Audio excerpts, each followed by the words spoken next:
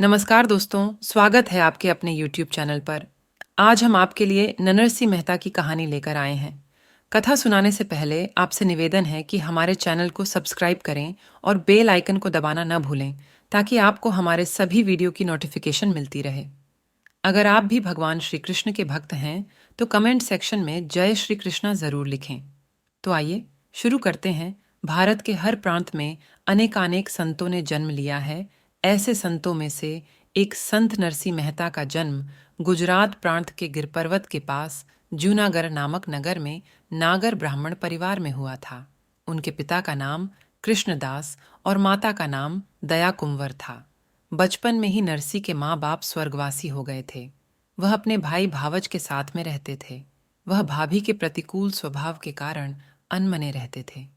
एक दिन उद्विग्न मन वाले नरसी भाभी के घर का त्याग करके गिर पर्वत की ओर वन में चले गए। रास्ते में एक अपूज्य शिवालय के पास पहुंच गए। पूजा ध्यान के कई रात और दिन बीतते चले गए।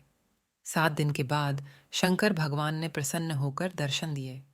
भगवान शंकर ने उनको कुछ वरदान मांगने को कहा। नरसी ने सुख संपत्ति न मांगकर भगवान विष्णु के दर्शन की अभिलाषा व्यक्त की। यह सुनकर शंकर अत्यधिक प्रसन्न हुए। स्वयं महादेव जी हाथ पकड़कर उनको बैकुंठ ले गए।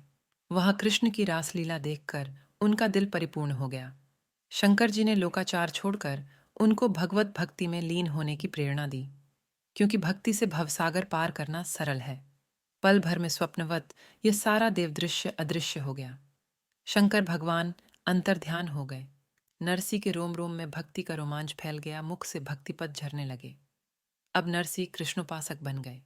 घर लौटकर भाभी के चरणों में गिरकर उन्होंने भाभी का उपकार माना कि उन्हीं के कारण उनको भगवान के साक्षात्कार हुआ।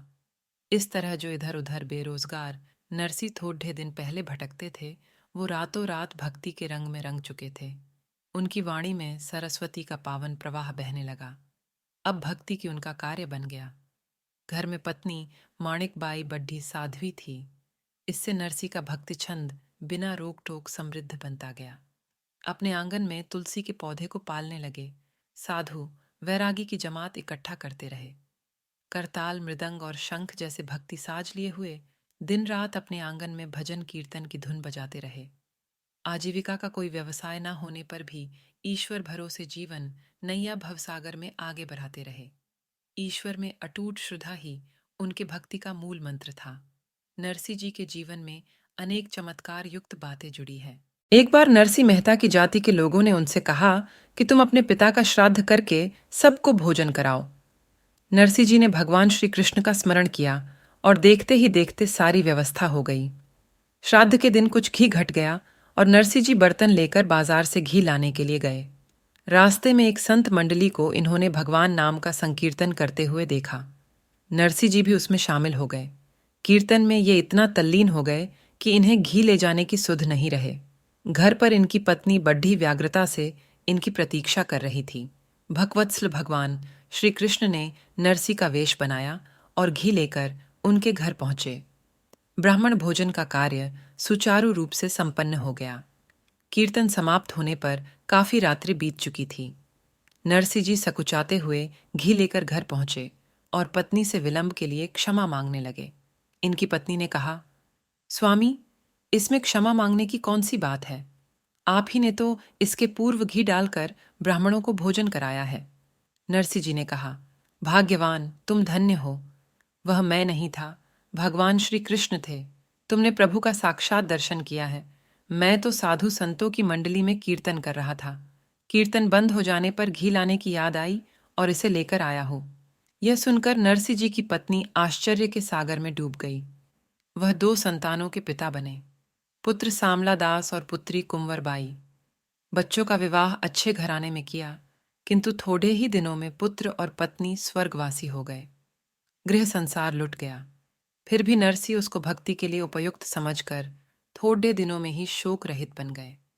उन्होंने यही मान लिया कि अच्छा, यह संसार छूट गया जिससे सुख से श्री गोपाल की भक्ति हो सकेगी। एक बार नागरिकों ने नरसी जी की बेइज्जती करने के लिए कुछ तीर्थयात्रियों को नरसी के घर भेज दिया और द्वारिका के किसी सेठ के ऊपर हुंडी लिखने के लिए कहा। नरसी के वहां कोई पहचान वाला ना होने पर भी सांवल सेठ कर नाम पर चिट्ठी लिखी। स्वयं भगवान ने सांवल सेठ के रूप में आकर हुंडी को स्वीकार किया और नरसी की बात रखी। पुत्री कुंवर बाई के यहाँ एक मांगलिक प्रसंग था।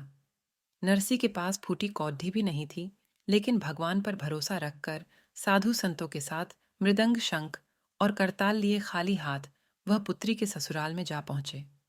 नरसी को ऐसे वेश में देखकर कुंवर बाई के ससुराल वाले उन पर हंसने लगे।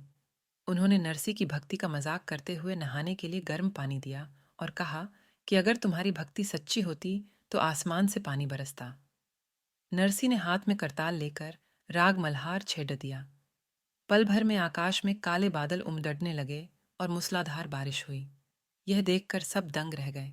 संत परंपरानुसार नरसी भगत को एक यज्ञ में भोज देना था। उनके पास तो कुछ था नहीं। उन्होंने जगत पालक भगवान श्री विष्णु का आह्वान किया।